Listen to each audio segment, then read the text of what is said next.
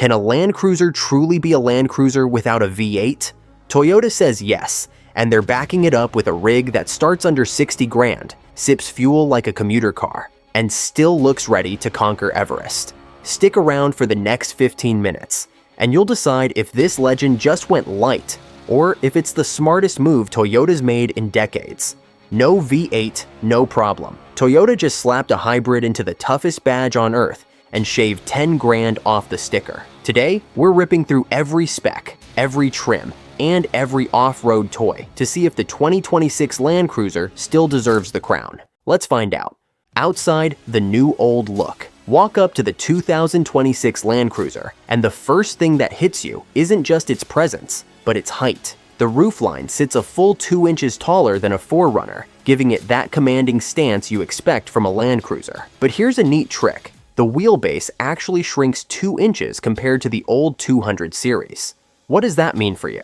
A much improved approach angle that jumps to a very respectable 31 degrees, making those tricky obstacles a little less daunting. Those plastic fender flares? They look like they've been pulled straight off an FJ40. A fantastic nod to its heritage. But don't let the retro styling fool you. They're hiding some serious rubber, specifically 285 width tires on the first edition. Up top, the rectangular LEDs on higher trims blast an impressive 150 feet of clean, white light, cutting through the darkest trails. If you're a purist, the base 1958 trim keeps those classic round lamps, and, crucially, it still clears the same robust 8.3-inch ground clearance across the board. The skid plate silver paint on the lower fascia just screams 1990s Land Cruiser, doesn't it?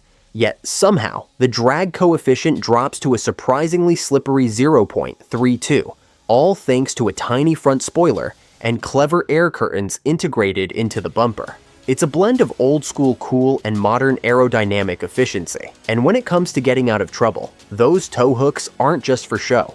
They're forged, not stamped, rated for a whopping 9,000 pounds. Super handy, because the truck itself can tow a solid 6,000 pounds with its standard Class 4 hitch. You wanted vintage? You absolutely got vintage, except for the door handles, which are now keyless, bringing a touch of modern convenience to this rugged beast. Inside, Camry or Camel. Swing open the door, and the first thing you'll notice on the lower trims is the seat fabric. It feels incredibly durable, almost like backpack material. That's because it's Toyo Guard coated, designed so mud and spills wipe right off with just a damp rag. Practicality for the win. 8-way power seats start on the middle Land Cruiser trim, and by the time you hit the first edition, you're swiveling on luxurious 10-way perforated leather, cooled by tiny fans that pull 5 amps. It's a truly comfortable, premium experience. The dash layout is a familiar and welcome carryover from the Tundra. You get a crisp 12.3-inch touchscreen, complete with wireless CarPlay that actually, reliably, stays connected. Hallelujah. To the left, a 7-inch digital pod is ready to show you pitch and roll angles when the trail gets ugly, helping you navigate those precarious situations. And here's a detail off-roaders will appreciate. The knobs are chunky enough to be easily manipulated even when wearing gloves. Though Toyota did keep some piano black trim around the shifter, so prepare to keep that armor all handy for fingerprints. Rear legroom actually grows 2 inches compared to the Prado-based 150 series, making those longer journeys much more comfortable for backseat passengers. Plus, the seatback now reclines a generous 14 degrees.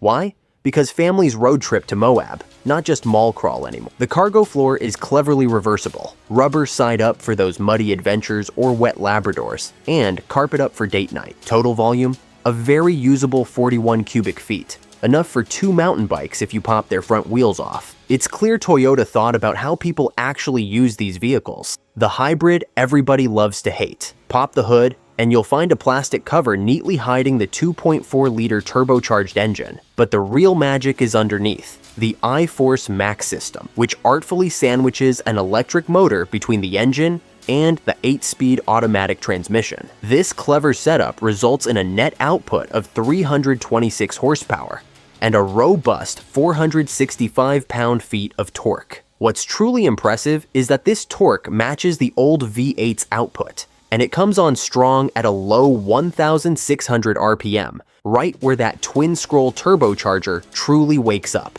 The The battery is a compact 1.87 kilowatt-hour nickel metal hydride pack, tucked securely under the rear seat. Toyota swears this unit is built to survive, enduring 200,000 miles of dust and scorching 120-degree desert days without breaking a sweat. And the efficiency? The EPA rates it at a combined 23 miles per gallon. That's a significant 7 miles per gallon, better than the old 200 series V8.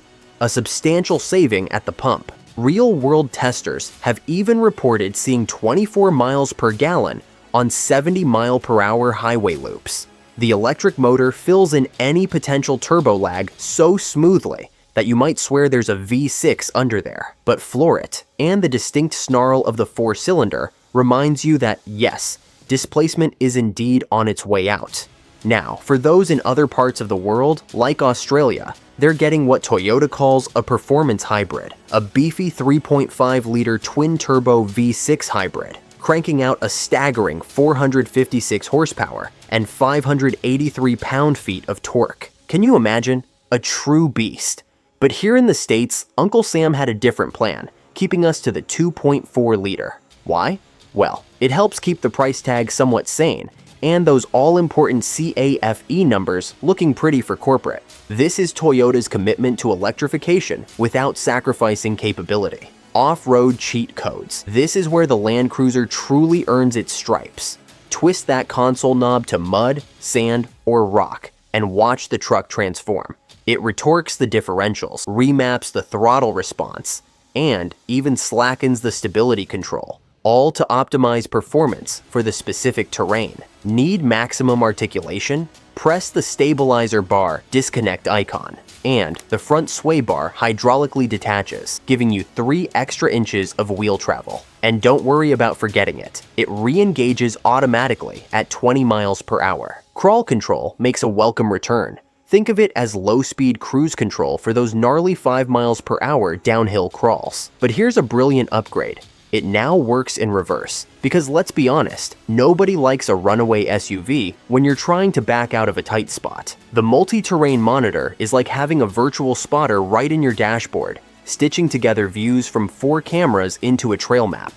You can literally watch your front tire kiss that rock you're desperately trying to avoid, giving you unparalleled precision. Wading depth stays at a formidable 27.5 inches, just like before. But now the air intake is cleverly positioned under the cowl to keep waves out of the turbocharger. A smart move for those deeper water crossing. And what about the essentials? Locking center and rear differentials. Standard across all trims. A full-size spare? Yep, it's tucked neatly under the cargo floor, not hanging on the tailgate like a Wrangler. Bottom line, this Land Cruiser will still embarrass Jeeps on the Rubicon, but probably a lot quieter thanks to that hybrid powertrain. It's engineered to maintain its legendary capability on the toughest trails. Price and cents. Let's talk money, because this is where the new Land Cruiser truly shakes things up. The 1958 trim opens at a very attractive $57,200, including delivery. Yes, that's $750 more than the intro 2025 model, but crucially, it's still 10 grand cheaper than the cheapest 200 series available back in 2021. That's a huge win for accessibility. The mid-range Land Cruiser trim stickers at $63,495, and for that, you get niceties like leather upholstery, a fantastic JBL 14-speaker sound system, and a power tailgate. Topping the chart is the first edition, commanding $76,995. For that price, you're getting unique paint options, those cool beadlock-style wheels, roof rack crossbars for all your gear, and an interior wrapped in vintage tan that screams adventure. Want a bit more luxury? The premium package, available on any trim, runs $4,600 and bundles in heated rear seats, ambient lighting, and a panoramic camera system.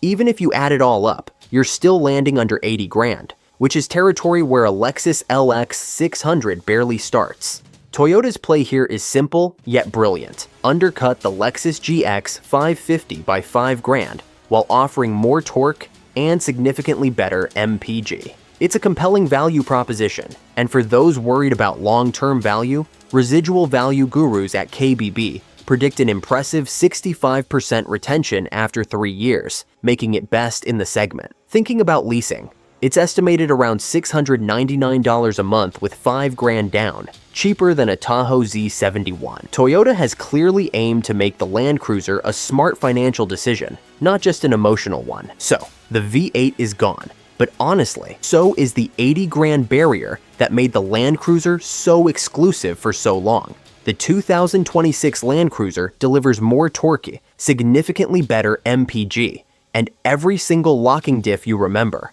just wrapped in a quieter, more efficient, and more accessible package. Toyota didn't dilute the heritage, they distilled it, refining the essence of what makes a Land Cruiser legendary into the truck we actually asked for. Is its legend status still intact? The trail will ultimately tell, but the window sticker already speaks fluent common sense. This isn't just a new Land Cruiser, it's the right Land Cruiser for today.